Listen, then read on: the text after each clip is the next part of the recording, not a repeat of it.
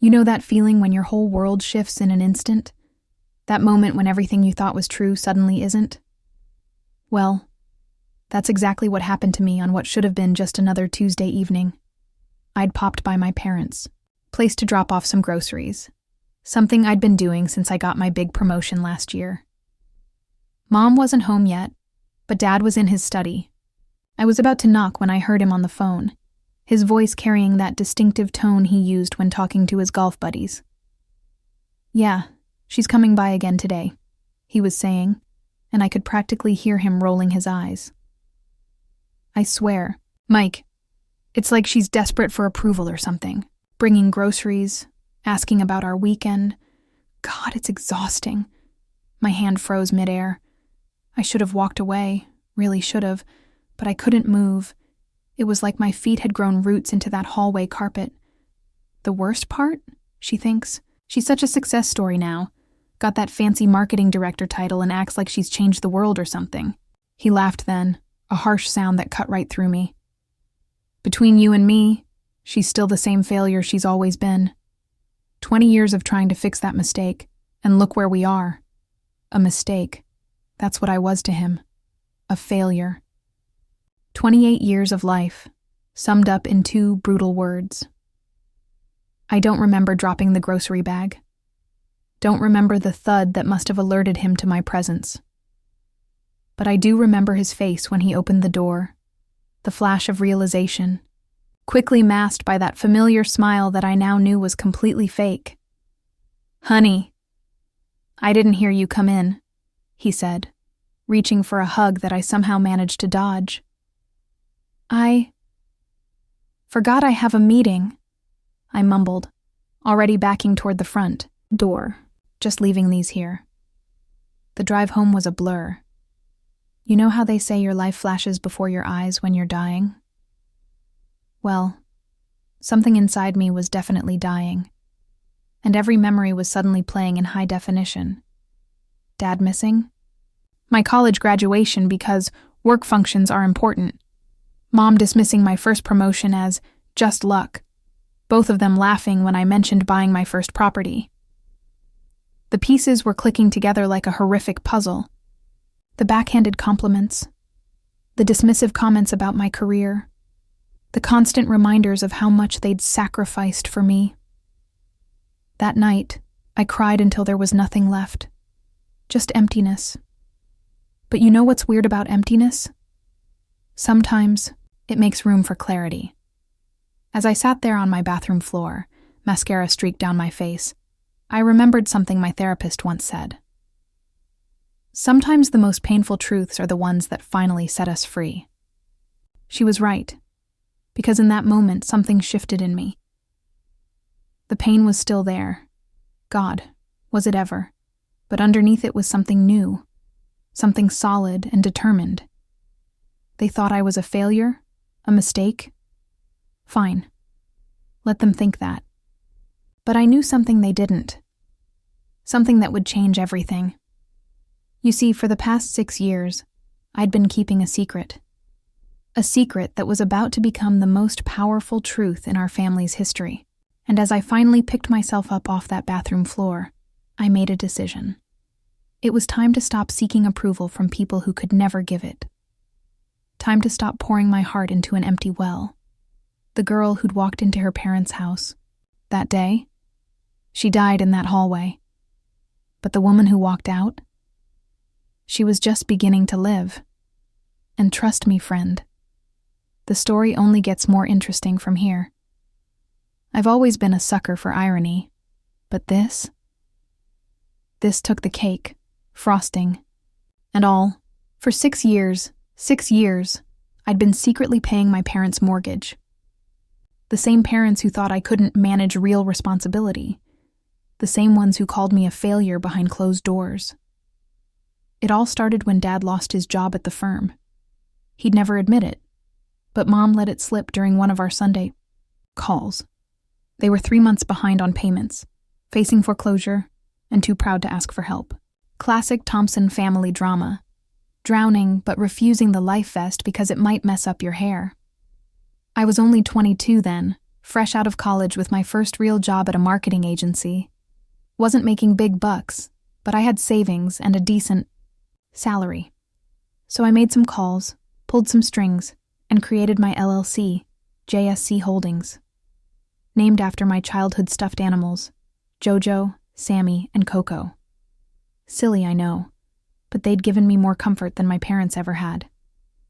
Through JSC Holdings, I bought their mortgage from the bank, set up a system where they'd make payments directly to my company, thinking it was just a mortgage transfer. They never suspected a thing. Even when I'd occasionally reduce the interest rate when they were struggling, which meant I was covering more, they chalked it up to good luck with banks. Every month, they'd pay $1,200, thinking that covered their mortgage. What they didn't know was that I was silently adding $4,600 to make the actual $5,800 payment. Do the math. That's over $330,000 of my money over 6 years. Money I could have spent on traveling the world or buying my dream house. Instead, it went to keeping a roof over the heads of people who thought I was a disappointment. "Honey, when are you going to get a real career?" Mom would ask during dinner, while literally sitting in a house I was paying for. At least the bank gave us this break on our mortgage. See how responsibility pays off? Dad would lecture, not knowing his responsible payments covered barely a fifth of the actual cost. The worst part wasn't the money. It was watching them brag about their financial wisdom to relatives while I sat silently by.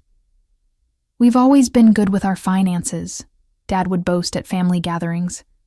"That's something we tried to teach Lisa. But you know kids these days." Uncle Ray was the only one who knew. He'd helped me set it all up, being a financial advisor and the only adult who'd ever really seen me. "You're too good for them, kiddo," he'd tell me, but I'd brush it off. They were my parents. What else could I do? I kept telling myself I was doing the right thing, that someday they'd see my success and finally be proud, that maybe, just maybe, they'd realize how wrong they'd been about me. But you know what's funny about someday? It never comes. Not on its own, anyway. After overhearing Dad's phone call, I went straight to Uncle Ray's, poured myself 3 fingers of his expensive scotch, Ray, and laid it all out. "I've been an idiot, haven't I?" I asked, voice hoarse from crying. He didn't sugarcoat it. "Not an idiot. Just a daughter who wanted her parents' love. Can't fault you for that, Lisa." Then he hesitated, swirling his drink. "But there's something else you should know." That's when he told me what he'd overheard at Thanksgiving. Mom and Dad discussing how they could leverage my recent promotion. They knew I was doing well. My picture had been in the local business journal, and they were plotting ways to get more money out of me. Not just asking for help, but actually planning to blackmail me with embarrassing childhood stories if I refused. The parents I'd been financially carrying for 6 years were actively plotting against me. The irony would be hilarious if it didn't hurt so damn much. That night, I made a decision. The mortgage agreement I'd signed included a clause, standard but rarely enforced, that upon default, ownership would transfer fully to the lender. To me, to JSC Holdings. It was time to stop being the secret support beam in a house built on lies. Time to let the whole structure come crashing down. And honestly, I couldn't wait for the dust to settle. When betrayal comes from strangers, it stings. When it comes from friends, it burns. But when it comes from your parents, that's a special kind of hellfire that chars you right down to your bone marrow. I sat in Uncle Ray's study, the leather of his armchair sticking to my legs in the summer heat, as he told me everything. Apparently my dear parents had gotten quite chatty at the Thompson family Thanksgiving after one too many glasses of Merlot. "They don't just want more money, Lisa," Uncle Ray said, refilling my scotch. His hands were steady, but his eyes, they held the kind of anger that comes from deep, protective love. "They've been saying you owe them. For raising you, for college, everything." I laughed, but it sounded hollow even to my ears. "College? I paid for college myself. 3 jobs and scholarships. I know that. You know that. They've revised history. Uncle Ray pulled out his phone, played a recording. Yeah, he'd actually recorded them. Said he had a feeling I'd need proof someday. That's Uncle Ray for you. Always 3 steps ahead. Mom's voice, slightly slurred but unmistakable. She's making at least 6 figures now with that promotion. 6 figures. And here we are, barely making ends meet. Dad, we gave her everything. Everything! The least she could do is help out her parents. If she makes a fuss, I've still got those pictures from her goth phase. That eyeliner. His laughter cut through me. Her fancy company wouldn't like that image floating around. My mother's voice again, lower this time. And I've saved all those emails from when she was struggling with anxiety in college. Mom, I can't do this. I'm failing. Her clients would love to know how unstable their marketing director used to be. My hands shook so hard I nearly spilled my drink. They were planning to blackmail me, their own daughter, with my mental health struggles and teenage fashion choices. The same parents who hadn't bothered to visit when I was hospitalized for exhaustion last year. There's more, Uncle Ray said quietly. Of course there was, because why stop at regular betrayal when you can go for the championship title? Turns out, they'd been telling family members I was troubled and selfish for years, that I'd abandoned them financially, that my success had changed me. Meanwhile, they'd been living in a house I'd been secretly paying for, planning ways to extort more money from their failure of a daughter. I trusted them, I whispered, more to myself than to Uncle Ray. I really thought that deep down, they loved me. Uncle Ray's hand covered mine, warm and steady. They do love you, kiddo, in their own broken way. But love shouldn't cost you your self-respect. He was right. And suddenly, all those years of seeking approval, of bending backwards trying to make them proud, it all seemed so ridiculous, so painfully clear. What do I do now? I asked. Uncle Ray smiled, but it wasn't a happy smile. It was the kind that comes before a storm. You've got options. That mortgage agreement you had me review, it's airtight. 1 missed payment, and JSC Holdings, you, become sole owner of that property. No warnings, no grace period. I can't just take their house, I said automatically. The good daughter speaking even now. Can't you? He challenged. They've been taking pieces of you your whole life. Your confidence, your peace, your money. Maybe it's time they learned actions have consequences. I stared down at my hands. These same hands had signed checks keeping them afloat for years, had wiped away tears when their words cut too deep, had built a successful career they dismissed as luck or connections. Strong hands. My hands. When's their next payment due? I asked, finally looking up. Uncle Ray checked his calendar. 15 days. I nodded slowly, a plan forming in my mind. Then I've got 15 days to prepare, and they've got 15 days left of thinking they hold all the cards.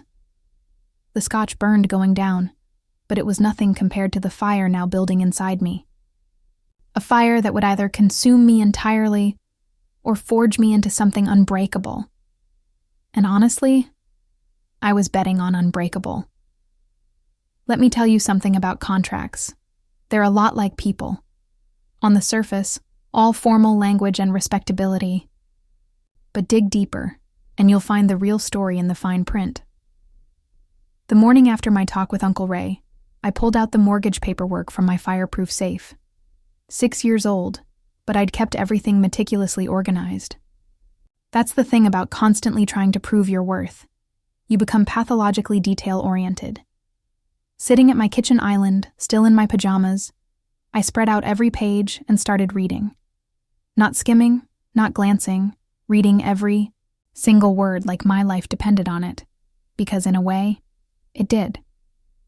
I'd paid an extra $2,000 to my lawyer back then to include what he called the nuclear option clause. At the time, I'd seen it as just a safety net, something I'd never actually use. Funny how life changes your perspective, isn't it? Section 7, paragraph 3. In the event of payment default by mortgagor, all property rights shall immediately transfer to JSC Holdings, mortgagee, without further notice or legal proceedings required. Simple, clean, devastating. One missed payment, and the house would be mine, legally, irrevocably. I called my lawyer, Marcus, to confirm everything was still valid. "Lisa, how's my favorite client?" he boomed through the speakerphone. Marcus always sounded like he was announcing a boxing match, even when ordering coffee. "Need your eyes on something, Marcus. Remember that mortgage takeover we set up for my parents' house? The stealth bailout? Sure do. Brilliant move, by the way. Not many kids would do that for parents who..." He caught himself. "Sorry. Professional boundaries." "It's fine," I said, though it wasn't. "I need to know if the default clause is solid. Like, really solid." There was a pause on the other end. "You planning to use it?" "Just weighing my options." Marcus's voice dropped its usual bombastic tone. "Lisa, that clause is titanium-grade legal work. I drafted it myself. One missed payment, and you own that house free and clear. But what? But this is your parents we're talking about. Once you pull that trigger, there's no going back.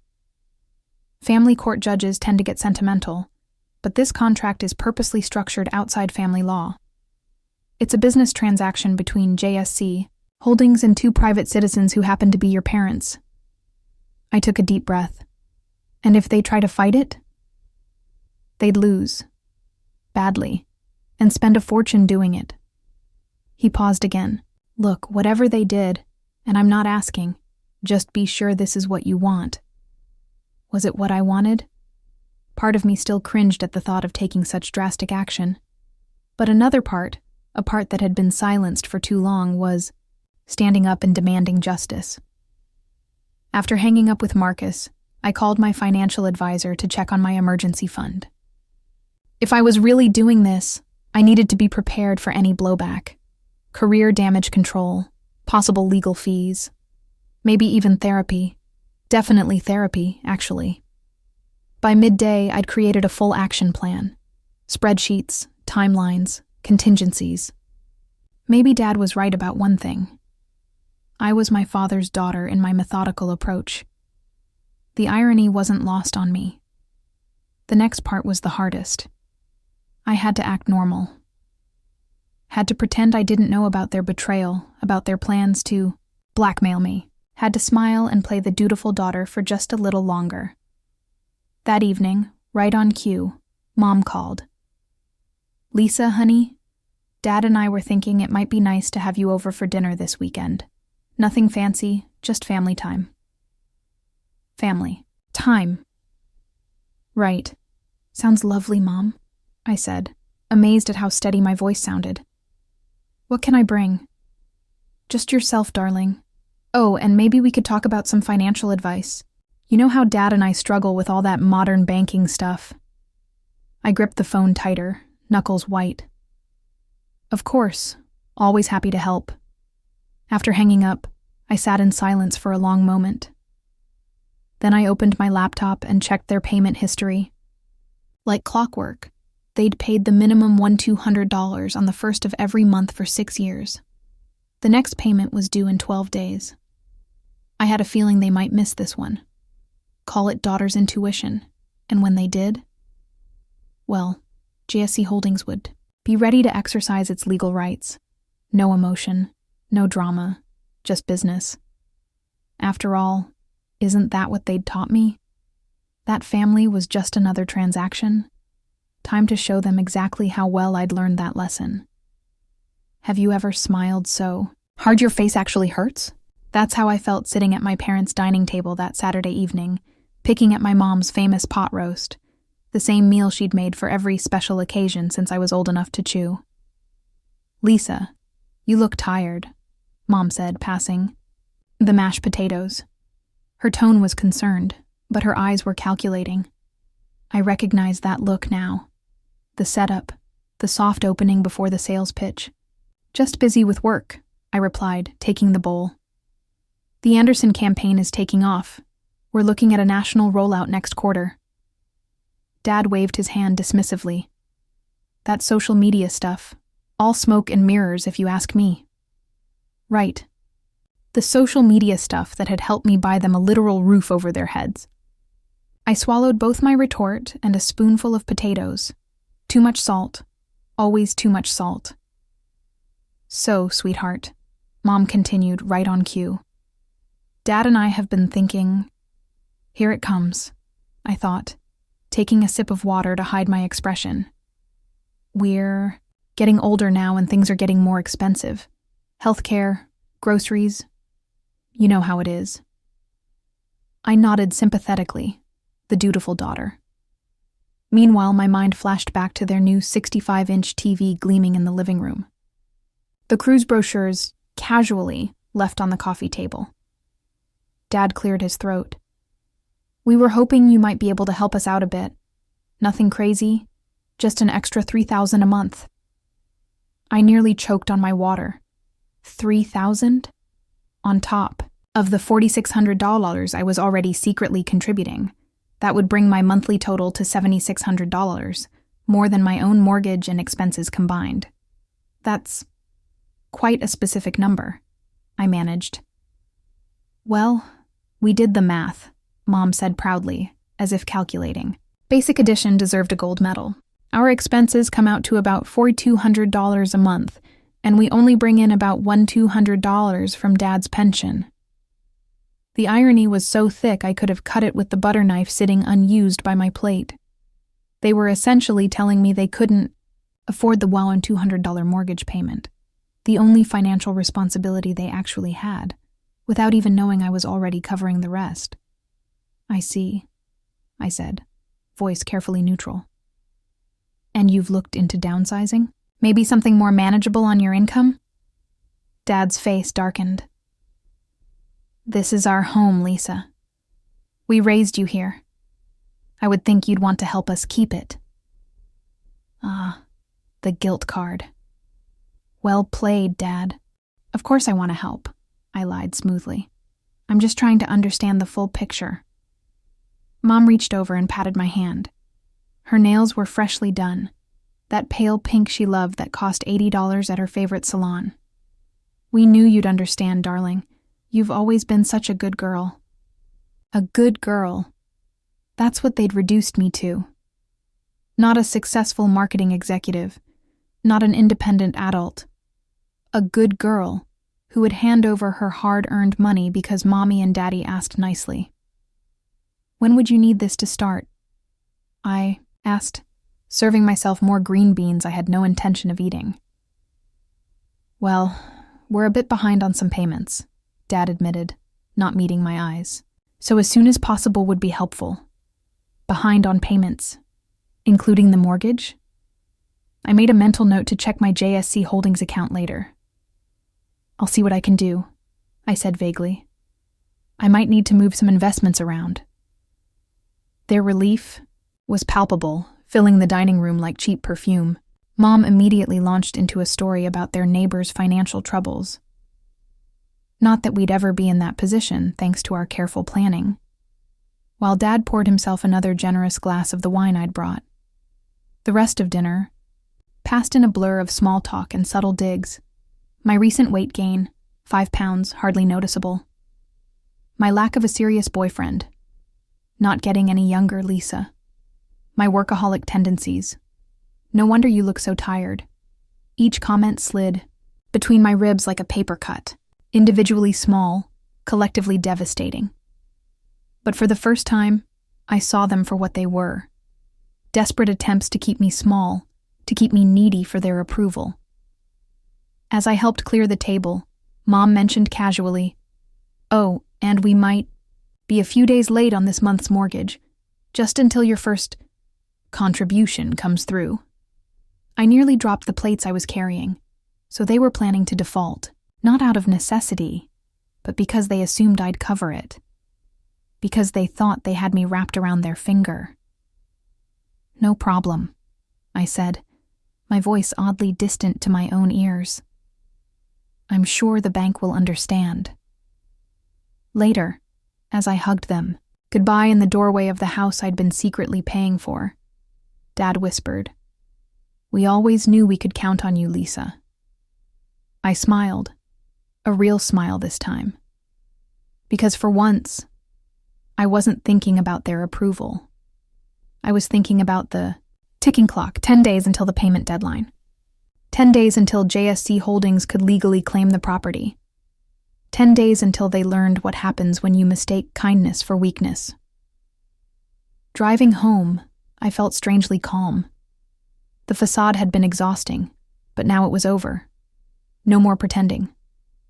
No more seeking validation from people who saw me as nothing but a checkbook. The game was ending, and they had no idea they'd already lost. The notification came on a Tuesday morning. I was in my office, halfway through my second cup of coffee, when my phone pinged with the alert I'd been simultaneously dreading and anticipating. Payment defaulted. Property 347892. For a moment, I just stared at the screen. This was it, the point of no return. My parents had officially missed their mortgage payment, triggering the clause that transferred ownership to JSC Holdings. To me. I sat back in my chair, letting the weight of the moment settle over me. They'd chosen this. Deliberately skipped the payment, assuming I'd swoop in with their requested contribution before any consequences hit. They'd gambled with the roof over their heads, confident in their power over me. But the rules had changed. They just didn't know it yet. I called Marcus immediately. "It's happened," I said when he answered. No need to elaborate. He knew exactly what I meant. "I'll start the paperwork," he replied, his usual boisterous tone subdued. "Property transfer. Should be completed within 48 hours. You want to wait on the notification letter?" I thought about it. The bank, well, my company, would typically send a default notice immediately, but legally, I could delay it. No, I decided. Standard procedure. They get the letter like anyone else would. "You sure about this, Lisa?" Marcus asked, concern evident in his voice. "Once this moves forward..." "I'm sure," I interrupted, surprising both of us with my firmness. They made their choice. Now I'm making mine. After hanging up, I opened my desk drawer and pulled out the folder labeled Contingency Plans. Inside was everything I'd prepared over the past 2 weeks. Documentation of their manipulation, records of every penny I'd contributed, even printouts of text messages where they'd made veiled threats about sharing embarrassing details of my life if I didn't step up financially. Next to this folder was another one, thinner but equally important. New beginnings. Property listings in a neighborhood across town. Contact information for a therapist specializing in family trauma. Notes on travel destinations I'd always wanted to visit, but had put off because money always seemed to flow in one direction, toward the endless pit of my parents' needs. I closed both folders and did something I hadn't done in years. I took the rest of the day off. Drove to the beach, shoes in hand, and walked along the shoreline as the tide came in. Each wave that washed over my feet seemed to carry away a little piece of the burden I'd been carrying. By Thursday, it was official. JSC Holdings was now the sole owner of 1478 Maple Street, my childhood home. The default notice would arrive in my parents' mailbox tomorrow. I waited for guilt to overwhelm me, for second thoughts to come crashing down. But instead, I felt something unexpected. Relief. Like putting down a heavy backpack I'd been carrying so long I'd forgotten it was there. That evening, Uncle Ray called. "It's done?" he asked simply. "It's done." He exhaled slowly. "How are you? Feeling, kiddo?" I considered the question, really considered it. Like I'm finally standing up straight. "Good," he said, and I could hear the smile in his voice. "That's good. You know they're going to fight this, right? It's going to get ugly before it gets better." "I know," I replied, watching the sunset from my balcony, a glass of wine in hand. "But for the first time, I'm not afraid of their disapproval. It can't hurt me anymore." "That's my girl," Uncle Ray said softly. "That's my brave girl." We sat in comfortable silence for a moment, connected by phone but somehow closer than ever. "Ray?" I finally asked. "Do you think I'm doing the right thing?" His response was immediate. "I think you're finally putting oxygen on your own face before helping others with their masks. And sweetheart, that's not just right. It's necessary." After we hung up, I opened my laptop and checked my email one last time before bed. There it was, confirmation from Marcus that the default notice had been processed and would arrive at my parents' house tomorrow. Tomorrow. The day everything would change. I closed my eyes and tried to imagine their reactions. The shock, the disbelief, the frantic phone calls that would surely follow. But for the first time, I wouldn't be rushing to fix their problems. Wouldn't be apologizing for things that weren't my fault. Wouldn't be shrinking myself to make them feel bigger. Tomorrow, they would learn what I'd known for 2 painful weeks. That the daughter they'd dismissed as a failure had secretly been their savior all along. And now, that same daughter was finally choosing to save herself instead. The first call came at 9:17 a.m. I know because I was staring at my phone when it lit up with Mom on the screen. I let it ring through to voicemail. The second call came 30 seconds later. Then a text. "Call us immediately." Then another. "This is an emergency." By 9:30, I had 17 missed calls, 8 voicemails, and 23 increasingly frantic text messages. The default notice had arrived. I'd prepared for this moment, practiced what I'd say. But now that it was here, my heart was pounding against my ribs like it wanted to escape. I poured myself a cup of coffee, added an extra splash of whiskey. Don't judge. Exceptional circumstances call for exceptional coping mechanisms, and finally answered on the 18th call. "Lisa." Mom's voice was shrill, breathless with panic. "Lisa, there's been a terrible mistake. We got this letter saying we've defaulted on our mortgage and the house now belongs to some company called JSC Holdings. They're saying we have 30 days to vacate or face eviction proceedings." I took a slow sip of my Irish coffee. "That's not a mistake, Mom." "What? Of course it is. We've been paying our mortgage every month for 20 years. Call the bank. Tell them, JSC Holdings is my company," I interrupted, my voice calmer than I felt. "I've owned your mortgage for the past 6 years. The silence that followed was so profound, I could hear the grandfather clock ticking in their hallway. The same clock that had counted away the minutes of my childhood. Each tick, a reminder that time only moves forward, never back. "What are you talking about?" Dad's voice now. He must have grabbed the phone from Mom. "What kind of sick joke is this?" "It's not a joke. When you nearly lost the house 6 years ago, I bought your mortgage through my LLC. You've been paying $200 a month to me, not the bank. But the actual mortgage is $5,800. I've been covering the difference. Over $4,000 every month for 6 years. Another silence. This one charged with something dangerous. "Why would you?" Mom's voice again, smaller now. "Why wouldn't you tell us?" I laughed, but there was no humor in it. "Would you have accepted my help if I had? Or would you have seen it as more evidence of your failure daughter trying to show you up?"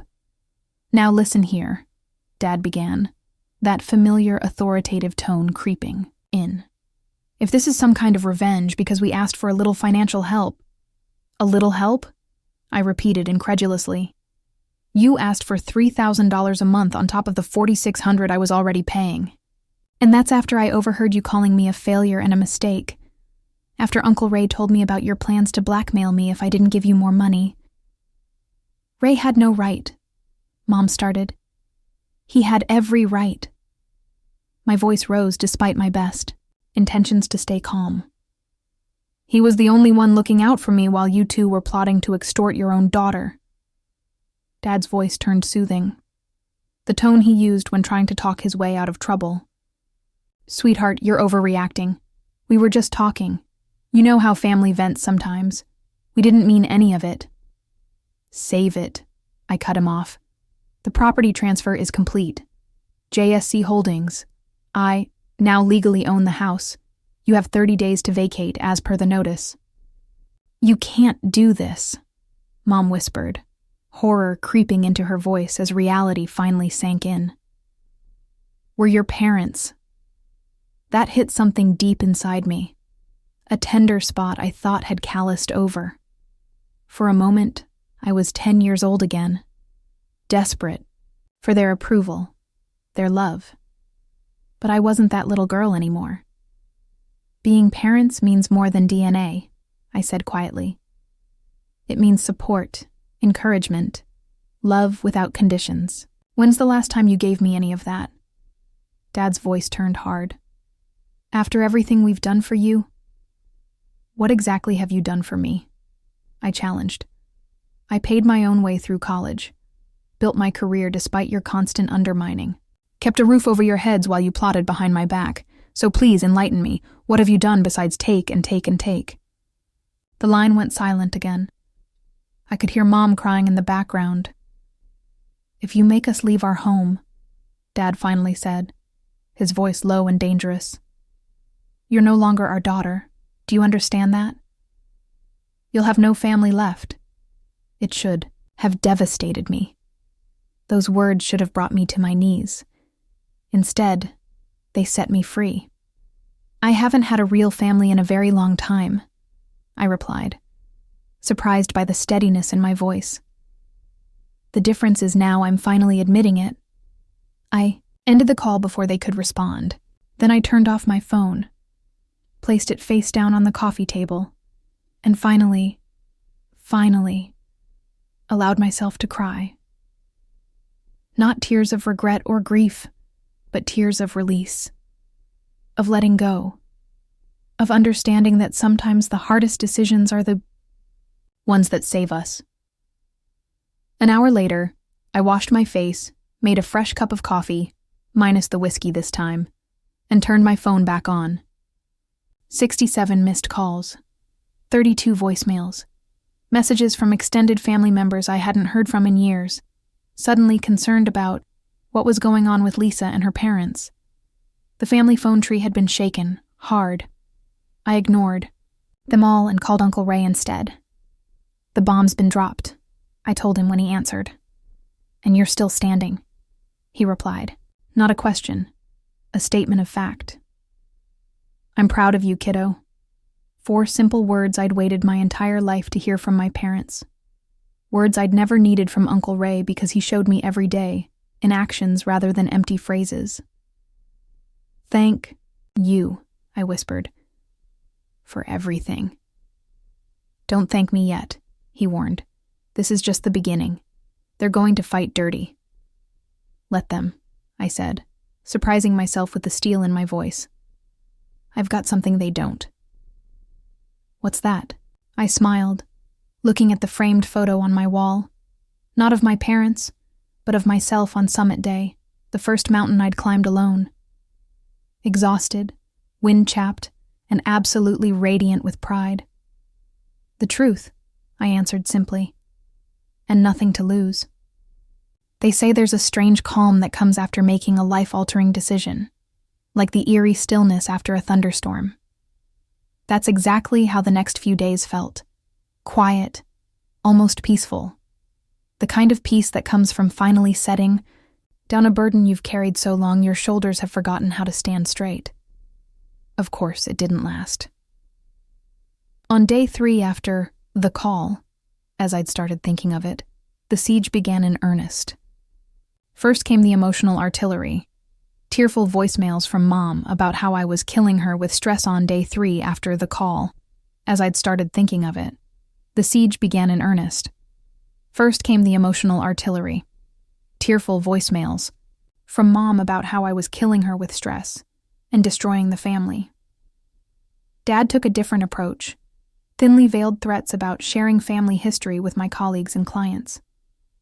It was exactly what Uncle Ray had warned me about, and exactly what I'd prepared for. When Dad called my office directly, my assistant, bless her soul, followed the protocol we'd established. "I'm sorry, Mr. Thompson, but Lisa has instructed that all communication from you must be directed through her attorney. I'll email you those contact details now." That night, Mom showed up at my condo, eyes red and puffy, clutching old photo albums. Security called up, following my instructions to the letter. "I'm sorry, but I can't allow you up," I told her through the intercom, my finger trembling on the button. "Any communication needs to go through Marcus." "Lisa, please." Her voice cracked through the speaker. "We're family." My throat tightened, but I held firm. Family doesn't blackmail family, Mom. Family doesn't call their daughter a failure behind her back. "We can explain everything if you just let us talk to you." I closed my eyes, steadying myself against the wall. "I've been listening to you my whole life. Now it's your turn to listen to me, through proper channels. Go home." The hardest part wasn't standing my ground. It was knowing that part of me, that little girl part that never stopped hoping for their approval, still wanted to cave in. To rush downstairs, throw my arms around Mom, and pretend everything could be fixed with apologies and promises. But some bridges, once burned, shouldn't be rebuilt. Some relationships are too toxic to salvage. By the end of week 1, the flying monkeys arrived, relatives calling to check in, while subtly suggesting I was being too harsh. Old family friends reaching out with concerns about my parents' well-being. Even my second cousin, Tara, who I hadn't spoken to in 3 years, suddenly wanted to meet for coffee to catch up. I declined them all with the same message. "I appreciate your concern, but this is a private matter I'm handling with appropriate legal counsel." The manipulation tactics were so obvious now that I could see them clearly. The guilt trips, the appeal to family loyalty, the subtle implication that I was being cruel or unreasonable. Tactics that had worked on me my entire life suddenly seemed transparent and desperate. Uncle Ray checked in daily, a steady voice of reason in the storm. "They've been controlling the narrative your whole life," he reminded me. "Of course they're panicking now that you're writing your own story." Week 2 brought the inevitable legal countermove. A cease and desist letter from some budget law firm, claiming emotional distress and financial coercion. Marcus laughed when I forwarded it to him. "They don't have a legal leg to stand on," he assured me. "The contract is ironclad, but they're hoping you'll cave emotionally before this gets to court." "They don't know me very well then," I replied, surprised by my own resolve. The truth was, each day that passed made me stronger. Each manipulative text I didn't respond to, each emotional ambush I sidestepped. They were all proof that I could set boundaries and stick to them. That I was no longer that desperate-to-please daughter who would sacrifice her own well-being for crumbs of parental approval. By the end of week 3, the attacks changed tactics again. Mom sent a group email to my entire extended family with the subject line, "The truth about Lisa's betrayal." It was a masterclass in revisionist history, how they'd sacrificed everything for me, how I'd turned cold and calculating after achieving some success, how they were now being punished for asking for a small loan. I didn't bother responding. Instead, I forwarded Uncle Ray's recordings. Yes, those Thanksgiving conversations where they'd plotted to blackmail me, to the same email list with a simple message. "I'll let you decide where the betrayal really lies." The family email chain went suddenly, blissfully silent. Dad's final play came just days before the eviction deadline. A folder of compromising photos and emails delivered to my office. My goth phase, my college anxiety struggles, even medical records from my therapy sessions. How he'd gotten those, I'll never know. "Tell your daughter that these go public if she doesn't stop this madness," he told my assistant. My hands shook as I flipped through the folder. This was it, the nuclear option. The thing I'd feared most: exposure of my vulnerabilities, my struggles, my imperfections. But as I looked at those photos, the awkward teenager with too much eyeliner, trying so desperately to find herself, I didn't feel shame anymore. I felt compassion for that girl, pride in how far she'd come. And the therapy records? They showed someone fighting to overcome anxiety, working through trauma, building resilience. They showed strength, not weakness. I called Marcus. They're threatening to release personal information if I don't back down. That's blackmail, he said flatly. Actually, legally blackmail. We can file charges. No, I decided after a moment. That would just prolong this nightmare. Instead, I want you to send them one final message. The message was simple. Any further contact will result in legal action. Any release of private information will be met with immediate lawsuits for harassment and defamation. This is your final warning. Then I did something that would have been unthinkable just a month earlier. I blocked their numbers, all of them. Mom, Dad, the flying monkeys, everyone except Uncle Ray. I blocked their emails, their social media, every possible avenue of communication. It wasn't petty. It wasn't revenge. It was self-preservation. That night, I slept better than I had in years. No phone anxiety, no checking for guilt-inducing messages, just peace. The 30-day mark came and went. According to Marcus, they moved out without further incident, likely realizing I wasn't going to bend. The power dynamic had shifted permanently. I'd reclaimed my power by refusing to participate in their drama, by understanding that their opinion of me didn't define my worth, by recognizing that sometimes the most loving thing you can do, for yourself and others, is to walk away. When Uncle Ray called to tell me the house was empty, I felt nothing but relief. So, he asked cautiously, "What happens now, kiddo?" I looked around my condo, at the vision board I'd created for my future, full of dreams I'd put on hold while subsidizing my parents' lifestyle. At the passport I'd renewed, ready for adventures. At the stack of books about healing from toxic family relationships. Now, I said, smiling for what felt like the first time in forever, I get to find out who I really am, without their voices in my head. And that, I was discovering, was the greatest power of all. When I finally drove past my childhood home a week after the eviction deadline, I expected to feel something monumental. Grief, perhaps, or vindication. Maybe even regret. Instead, I felt oddly detached, like I was looking at a movie set from a story that wasn't quite mine anymore. The for sale sign was already planted in the front yard, Marcus's real estate contact working quickly as promised. The flower beds Mom had always fussed over were wilting from neglect. Dad's prized rose bushes drooped sadly against the picket fence he'd repainted every spring without fail. I parked across the street, just watching the house for a while. How strange that a place could hold so many memories, both beautiful and painful, and yet look so empty, so ordinary.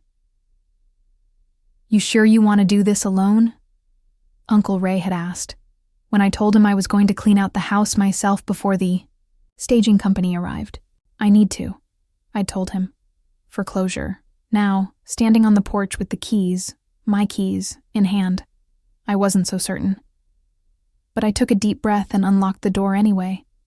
They'd taken most of their belongings, as expected. The expensive furniture, Mom's china collection, Dad's golf trophies. But they'd left plenty behind too, either from oversight or spite. Old photo albums stuffed in the attic, winter clothes in the guest closet. And weirdly, every gift I'd ever given them, piled haphazardly in what used to be my bedroom. The homemade Mother's Day cards from elementary school. The scarf I'd knitted Mom for Christmas during my brief crafting phase. The vintage record player I'd saved for months to buy Dad on his 60th birthday. All abandoned, like physical manifestations of our relationship.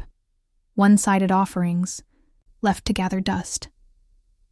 I sat cross-legged on my old bedroom floor, surrounded by these discarded pieces of my heart, and waited for the tears to come. But they didn't. Instead, a strange lightness filled me, like I was finally seeing the truth without filters or false hope. They'd never valued these gifts, or me, the way I desperately wanted them to. And that was okay. It wasn't about me. It never had been. Spent the day sorting through the house, making 3 piles: donate, trash, and keep. The keep pile was surprisingly small. Just a few photos where I actually looked happy, my grandmother's recipe book that Mom had never used, and a riverstone Dad had once given me on a rare good day, telling me I was solid as a rock. Everything else could go. By sunset, the house was empty of personal belongings, ready for its fresh start with new owners. I stood in the bare living room, remembering Christmas mornings and birthday parties alongside the screaming matches and cutting remarks. All those memories contained in these walls, soon to be painted over. "Goodbye," I whispered. Not to the house, but to the girl I'd been here, always trying, always falling short, always believing that if she just tried harder, loved more, achieved greater things, she'd finally be enough. That night, I met with Sarah Chen, the founder of Phoenix Rising, a nonprofit helping women escape financially abusive relationships. I'd discovered her organization during my research on how to move forward in a healthy way. "Your story is unfortunately common," Sarah said as we shared coffee in her modest office. "Financial abuse doesn't just happen in romantic relationships. Family dynamics can be just as toxic." I nodded, thinking of all the years I'd been manipulated, all the money I'd handed over seeking approval that never came. "I want to do something meaningful with the house proceeds," I told her. "Something that helps break this cycle for others." Sarah's eyes lit up as I outlined my idea. A program specifically designed to help women recognize and escape financially abusive family situations, resources for legal protection, counseling for the guilt and grief that inevitably followed, financial literacy training to build independence. We could call it Daughters Fund, Sarah suggested. A safe landing place for women cutting financial ties with toxic family members. "I like that," I said, smiling, "and I want it to be anonymous. This isn't about revenge or public shaming. It's about turning pain into purpose." 2 months later, the house sold for significantly more than expected. Apparently, properties in that neighborhood were in high demand. Marcus transferred the proceeds directly to Phoenix Rising's new Daughters Fund program, minus a small portion I kept for my own healing journey, therapy, a solo trip to Portugal, something I'd always wanted to do, and a down payment on a small cottage near the ocean. On the day the first participant entered the Daughters Fund program, a 29-year-old woman whose parents had remortgaged her condo without her knowledge, Sarah sent me a simple text. "You broke the chain today." 4 words that meant everything. My parents tried to contact me one last time, through a lawyer friend of theirs. They'd heard about the sale of the house and wanted their fair share of the proceeds. The irony would have been laughable if it wasn't so sad. Marcus handled it swiftly. "The property was legally transferred to JSC Holdings following your client's default. The funds have been dispersed to charity. There is nothing further to discuss." And just like that, it was truly over. People often ask if I miss having parents, usually with pitying looks and well-meaning platitudes about how family is everything, and you only get one set of parents. What they don't understand is that I didn't lose my parents when I cut contact. I lost them years earlier, in 1,000 tiny moments when they chose to see me as an extension of themselves, rather than as a person in my own right. When they viewed my success as a threat rather than a triumph. When their love came with conditions I could never quite meet. The eviction wasn't just about a house. It was about evicting the toxic beliefs they'd planted in my psyche. The idea that I was somehow defective, that I owed endless debts simply for existing, that love was something to be earned rather than freely given. And in their absence, I found something unexpected. peace.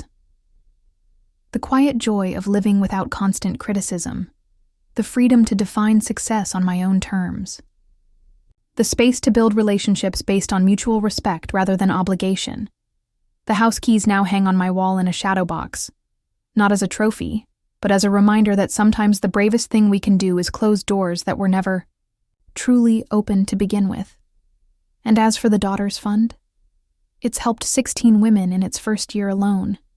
16 chains broken. 16 new beginnings. Sometimes the greatest closure comes not from confrontation or explanation, but from transformation. Turning wounds into wisdom and pain into purpose. That's not just eviction. That's evolution. Freedom has a taste. Did you know that? It tastes like salt air on a beach you've always wanted to visit but kept putting off. It tastes like sleeping until 9 a.m. without an anxiety alarm in your head screaming about disappointing someone. It tastes like saying no without an explanation, and yes without calculating the cost to your soul. It's been 18 months since I last spoke to my parents. 18 months of rebuilding, rediscovering, and sometimes just breathing, deeply, fully, without the weight of impossible expectations crushing my lungs. The first few months were the hardest. I'd reach for my phone to tell Mom about a work, victory, or see Dad's favorite scotch on a store shelf and wonder if I should buy it as a peace offering. Old habits of seeking validation, of trying to bridge unbridgeable gaps. My therapist, Dr. Winters, helped me understand that this was normal, that grief comes in waves, even when you're grieving relationships that hurt you. You're not grieving the parents you had, she explained during one particularly difficult session. You're grieving the parents you deserved but never got. That distinction changed everything for me. I wasn't missing them. I was missing the idea of them, the fantasy version I'd created to survive my childhood. The supportive mother who celebrated my achievements without jealousy. The proud father who saw my sensitivity as strength rather than weakness. Those parents had never existed except in my deepest wishes. Untangling that, separating the real from the longed for, was painful, but necessary work. Like setting a broken bone so it can heal properly instead of forever crooked. The Daughters Fund continued to grow, helping more women than we'd initially projected. I stayed anonymous but active, reviewing applications and occasionally mentoring women who reminded me of myself, accomplished on paper but hollow inside, desperate for approval they'd never receive. Watching them reclaim their power, one boundary at a time, healed parts of me I didn't even know were still broken. Uncle Ray remained my biggest supporter. Sunday dinners at his place becoming a tradition I actually looked forward to, rather than dreaded. No walking on eggshells, no passive-aggressive, comments disguised as concern, just good food, honest conversation, and the kind of unconditional acceptance I'd spent decades searching for. You know, he told me one evening as we sat on his porch watching the sunset, your mom called me last week. My heart stuttered. What did she want? To know how you were doing, if you were still angry. He made air quotes with his fingers, shaking his head. I told her you weren't angry anymore, that you were too busy being happy to waste energy on anger. Was that true? I asked, genuinely curious about his perception. He studied me for a moment, eyes crinkling at the corners. Isn't it? I thought. About it. Really thought about it. The white-hot rage that had fueled my initial actions had long since cooled. The hurt remained, probably always would to some degree, but it no longer consumed me. It had become just another part of my story. Important, but not defining. Yeah, I finally answered. I think it is. That night, I wrote my parents a letter I never intended to send. Not an accusation or justification, but a release, for them and for myself. I acknowledged the good memories alongside the painful ones, expressed gratitude for the life they'd given me, however imperfect. Wished them well on their journey, separate now from mine. When I finished, I didn't feel the need to read it again or revise it. I simply folded it neatly, placed it in my keepsake box, and closed the lid. Some conversations only need to happen within ourselves. My life now would be unrecognizable to the woman I was 2 years ago. I've downsized dramatically, trading my sleek city condo for a modest cottage with an ocean view. Cut back on my work hours to make space for things that nourish rather than just impress. Painting terrible watercolors, taking cooking classes, adopting a one-eyed rescue cat named Captain. I've learned to ask myself a simple question before making decisions. Am I doing this because I want to, or because I'm trying to prove something? The answer has steered me away from prestige projects that would drain me and toward meaningful work that energizes me, even when it's less impressive on paper. Perhaps most importantly, I've built a chosen family around me, people who love me, not despite my flaws but with full awareness of them. Friends who call me out when I slip into people-pleasing mode. Mentors who celebrate my successes without feeling threatened by them. Even a few therapists from the Daughters Fund who understand my journey in ways others can't. As for romantic relationships, I'm taking those slowly, carefully. Untangling childhood patterns takes time, and I'm determined not to replicate toxic dynamics in new forms. But for the first time, I'm approaching connection from a place of wholeness rather than lack, offering companionship rather than seeking completion. Last month, I received an invitation to my cousin's wedding. My parents would be there, of course. The old me would have either declined immediately or attended armed with achievements to validate my existence. Instead, I RSVP'd yes and bought a dress that made me feel beautiful rather than impressive. Booked a hotel room with an exit strategy, but an open heart. Prepared honest but brief responses to the inevitable questions about my family situation. When the day arrived, seeing them across the church hall was strange, like running into characters from a book I'd read long ago. They looked smaller somehow. Older, yes, but also less towering, less mythic than the figures who had dominated my internal landscape for so long. We exchanged polite nods, distant but civil. No dramatic confrontations or tearful reconciliations, just the quiet acknowledgement of separate paths. Later, during the reception, an elderly great-aunt I barely remembered cornered me by the punch bowl. "Such a shame about you and your parents," she clucked, eyes gleaming with the special light of someone who feeds on family drama. "Don't you miss having a family?" I looked around the room, at Uncle Ray dancing terribly but joyfully with his partner, at my friends from the Daughters Fund who'd accompanied me for moral support, at the phoenix pendant around my neck symbolizing my rebirth from the ashes of old patterns. "I have a family," I told her simply, "just not the one I was born into." She blinked, confused by my lack of defensiveness or regret. "But blood is thicker than water, dear." I smiled, thinking of how often that quote is misused. The full version, the blood of the covenant is thicker than the water of the womb, actually means the opposite of how people typically interpret it, that chosen bonds can be stronger than biological ones. "I've found that love is thicker than both," I replied, excusing myself to join my friends on the dance floor. As we swayed to some cheesy 80s ballad, surrounded by people who chose to love me as I am, rather than as they needed me to be, I felt the final pieces click into place. The liberation wasn't just emotional anymore. It was cellular, bone deep, complete. I was no longer defined by who had raised me or what they thought of me. No longer measuring my worth by the yardstick of their approval. No longer confusing love with sacrifice or success with validation. I was simply gloriously myself, flawed and healing, strong and vulnerable, completely unfinished, and somehow, finally, enough.